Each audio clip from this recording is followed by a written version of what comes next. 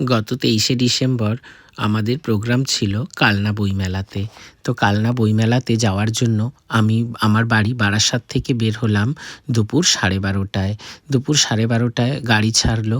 গাড়ি বারাসাত থেকে ব্যারাকপুর হয়ে কল্যাণী বাইপাস ধরে সোজা কল্যাণী বাইপাস থেকে বাঁশবেড়িয়া ব্রিজ ক্রস করে একদম কালনা রোড ধরলো। এই যে কালনা রোডের দুপাশে এত সুন্দর পরিবেশ, এত সুন্দর মনোরম দৃশ্য। চারপাশে শীতকালের সর্ষে শাক চাষ হয়েছে, সর্ষের ফুল এসেছে, হলুদ সর্ষে ফুল, এত সুন্দর। এই সৌন্দর্য দেখতে দেখতে আমরা পৌঁছে গেলাম কালনা বইমেলাতে দুপুর 2টোর মধ্যে। রাস্তাঘাট ফাঁকা ছিল, সেরকম জ্যাম ছিল না, তাই খুব একটা অসুবিধা হয়নি।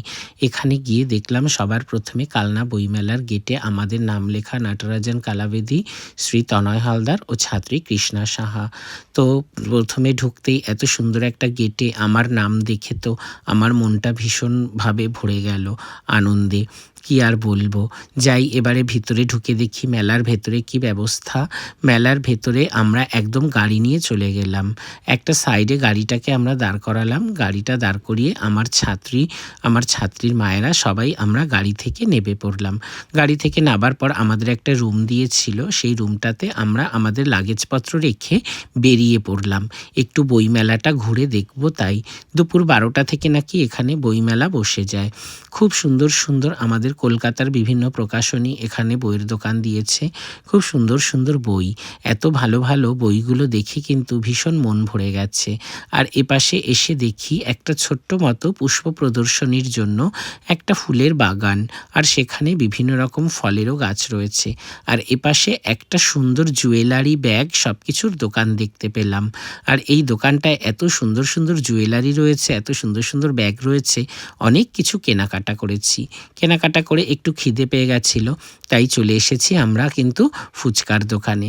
এখানে কিন্তু ফুচকা দেখে আর লোভ সামলানো যাচ্ছিল না, কারণ এত সুন্দর একটা গন্ধ আসছিল। আমার সকল ছাত্রীর মায়েরা ও আমি সকলে মিলে কিন্তু আমরা ফুচকা খাওয়া শুরু করে দিয়েছি। ফুচকাটা দারুণ টেস্টি ছিল, ভীষণ ভালো লেগেছে। যাই হোক, আমরা সকলে মিলে ফুচকা খেয়ে তারপরে আমরা রুমে যাওয়ার জন্য প্রস্তুত হলাম।